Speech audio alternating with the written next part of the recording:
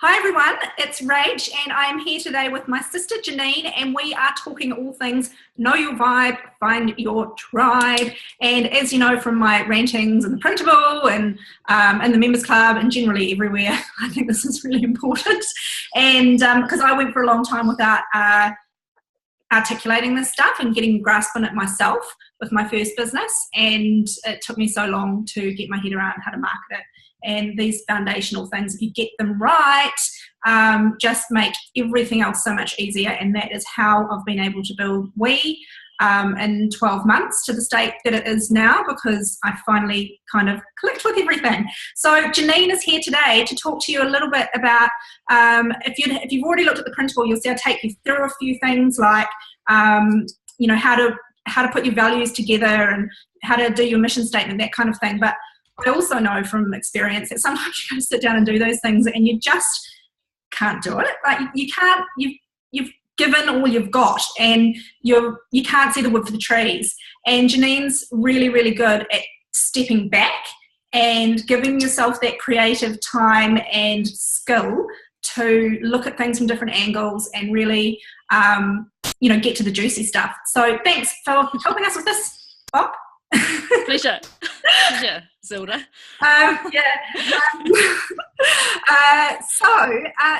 So taking a step back from putting together your vision and values, why is it important? Well, the first thing we'll come back to that, but the first thing I would say is a bit of a warning, because what I've noticed is that people really struggle to actually give themselves the time and energy to do this work. And I think that's partly because we get so caught up in wanting to make the business happen and we just want to take action. And while that's great, and you want to be able to use that momentum and energy to get things done, it's also really important, and it's actually, I reckon, it's an act of sort of self-care and self-love to step back first and make sure that everything you're about to take action on is actually in alignment with what you want from life and what your vision is and what your values are. Because if it's not, you take the risk of 5 or 10 years down the track being in a place that you actually didn't want to be in because you haven't, or taking the long circular route to where you want to be when you could have got there a lot faster just by being kind to yourself and letting yourself have the space at the beginning. So that, I guess I just wanted to put that out there as a bit of a challenge to everybody.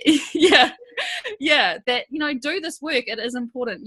Just because it doesn't bring in $1 tomorrow, it will bring in the dollars down the track. And I think what you've done with the We Network is a really great example of that.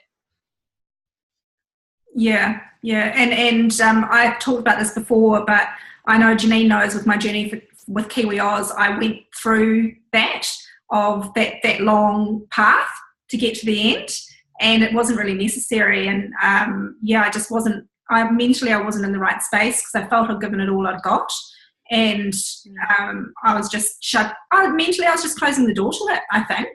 And it wasn't until kind of I opened up and rested, actually, from business for a while, that I was able to look at it with fresh eyes.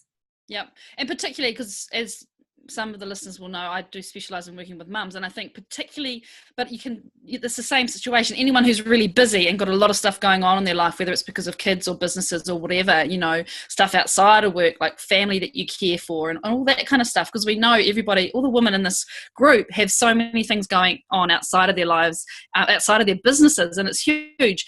And we just don't give ourselves that time. But if you start thinking about it as that time is going to equal success rather than that time is taking away from the work I should be working on in the business, then that's the shift you need. Yeah.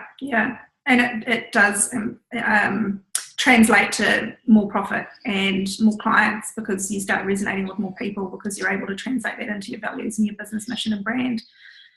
Yep. And if you're clear about why you're doing the business as well at the beginning, I think you look after yourself better along the way, because what I've learned from the vision work that we've done and the purpose work we've done with a lot of our clients is what comes up at the top of the list a lot of the time about why people are doing their businesses is because they want to have a positive impact in some way. And often it's around, for us, wanting to be a really great mum. For others, it's about the social impact they want to have for their business. And if you burn out along the way because you haven't been really clear on that from the outside, or you forget, you lose touch with that about why you started this business. It was not actually to push yourself so hard that you burn out. It's about looking after yourself, and it's easier to reconnect with that if you've done that visioning work at the beginning, and if you're integrating it into your values along the way. And with the podcast, we've interviewed quite a few women who've been really successful at that financial level, but have hit burnout once, twice, or even 3 times, and then had to have a massive life transformation to actually get out of that space. And I think this kind of work is really valuable for helping you nurture yourself so that you don't go down that track. Yeah. Okay, and Janine is going to share a couple of resources which you'll be able to find in the show notes below that you guys can access to support this, but we're going to talk you a little bit through some of the tools that she uses to help people to, recenter and relight that personal fire so that they can be on track to be creative and get that vision really nailed down for their business. Yep. So when